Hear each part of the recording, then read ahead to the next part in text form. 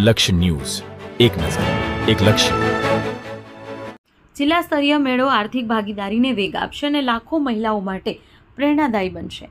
મંત્રી સ્વરૂપજી ઠાકોર આત્મનિર્ભર ભારત મહિલા નેતૃત્વ વિકાસ અને સ્વદેશી સશક્તિકરણના વિઝનને સાકાર કરવા તથા ગુજરાતના વિકાસમાં મહિલાઓના યોગદાનને પ્રદર્શિત કરવા, ઉજવણી કરવા અને સશક્ત બનાવવા રાજ્ય સરકાર દ્વારા સમગ્ર ગુજરાતમાં સશક્ત નારી મેળાનું આયોજન કરવામાં આવ્યું છે. જે અંતર્ગત પાટણ જિલ્લામાં જિલ્લા ગ્રામ વિકાસ એજન્સી દ્વારા તારીખ 18 થી 20 ડિસેમ્બર 2025 દરમિયાન પ્રગતિ મેદાન પાટણ ખાતે ત્રિદિવસીય સશક્ત નારી મેળાનું આયોજન કરવામાં આવ્યું છે. પાટણ જિલ્લાના પ્રભારી મંત્રી તથા ખાદી, કુટીર અને ગ્રામોદ્યોગ મંત્રી સ્વરૂપજી ઠાકોરના વરદ હસ્તે આજરોજ પ્રગતિ મેદાન ખાતે સશક્ત નારી મેળો ઉદ્ઘાટન કરવામાં આવ્યું.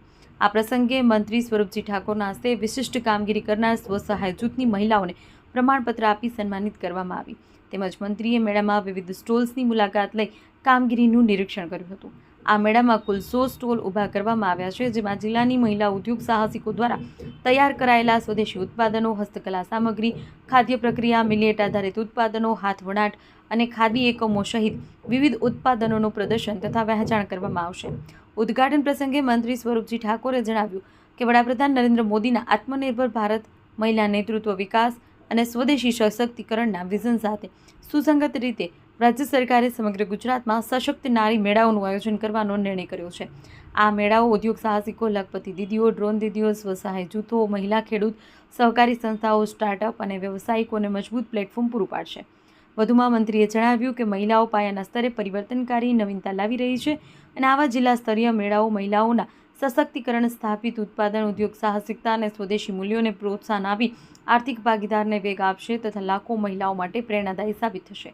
મેળા અંતર્ગત વિવિધ સંકલન વિભાગ જેમાં કે GLPC, કૃષિ વિભાગ, મહિલા આર્થિક વિકાસ, કોટેજ ઇન્ડસ્ટ્રીઝ, સહકારી મંડળીઓ દ્વારા સ્ટોલ, સ્વદેશી પ્રદર્શન, માહિતી અને જાગૃતિ કાઉન્ટર્સ, પ્રેરણાત્મક ટોક શો, સન્માન સમારોહ, નેટવર્કિંગ, માર્કેટ લિંકેજ પ્રવૃત્તિઓ તેમજ સાંસ્કૃતિક કાર્યક્રમોનું આયોજન કરવામાં આવ્યું છે.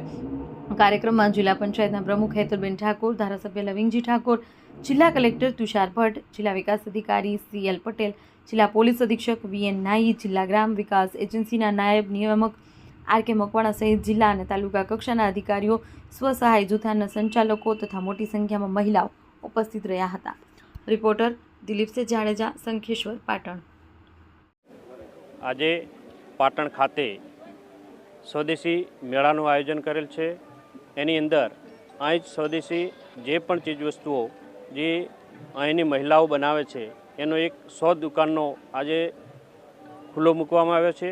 પાટણ જિલ્લા ખાતે આજે નારીઓને પ્રોત્સાહન મળે, નારી આત્મનિર્ભર બને એના માટે જે મોદી સાહેબે જે આ મેળાઓનું જે શરૂઆત કરી છે એ શરૂઆતને આજે પાટણ ખાતે સમગ્ર આમ તો ગુજરાતમાં આ નારી સશક્તિકરણનું જે સ્વદેશી મેળાનું આયોજન કરવામાં આવેલ છે. એ જ રીતે આજે પાટણ ખાતે પણ આ મેળાનું આયોજન કરેલ છે અને મેળાને ખુલ્લો મૂક્યો છે. અને દરેકને હું આહ્વાન કરું છું કે આપણે અહીંયા જે સ્વદેશી વસ્તુઓ બનતી હોય એ જ ખરીદવાનો આગ્રહ રાખીએ અને એના થકી આપણે આ આત્મનિર્ભર ભારતને એક શ્રેષ્ઠ ભારત બનાવીએ એના નારા સાથે જે મોદી સાહેબનો નારો છે હર ઘર સ્વદેશી ઘર ઘર સ્વદેશીનો, એ નારાને સાર્થક બનાવી અને આપણે એને પ્રોત્સાહન આપીએ. થરાદ જિલ્લાના વાવ-થરાદ જિલ્લાના 3 સબ સ્ટેશન લગભગ 30 લાખ કરોડના ખર્ચે આજે લોકાર્પણ થઈ રહ્યા છે.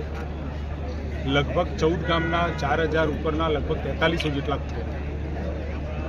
પરિવારોને જેનો ફાયદો થવાનો છે અને આગામી સમયની અંદર ખૂબ ઝડપથી નવા કનેક્શન પણ આપી શકે, ક્વોલિટી અને ગુણવત્તાસભર વીજળી આપી શકે, એના માટેનો સતત પ્રયત્ન આદરણીય નરેન્દ્રભાઈ મોદી સાહેબે જ્યારથી 24 કલાક વીજળી અને ખેતીના કનેક્શનો આપવાનું ચાલુ કર્યું ત્યારથી એમનો આગ્રહ રહ્યો છે કે વીજળી તો આપીએ પરંતુ સાતત્યપૂર્ણ ક્વોલિટીયુક્ત વીજળી આપવાનો આપણો રાજ્ય સરકારનો પ્રથમ પ્રયત્ન હોવો જોઈએ. એના ભાગ સ્વરૂપે અને એની કડીઓ આગળ વધારતા જેમ જેમ માંગ અને પુરવઠો વધતી જાય છે એમ કેપેસિટી એક્સપાન્ડ, કેપેસિટી બિલ્ટઅપ કરવાનું કામ એ રાજ્ય સરકાર કરી રહી છે.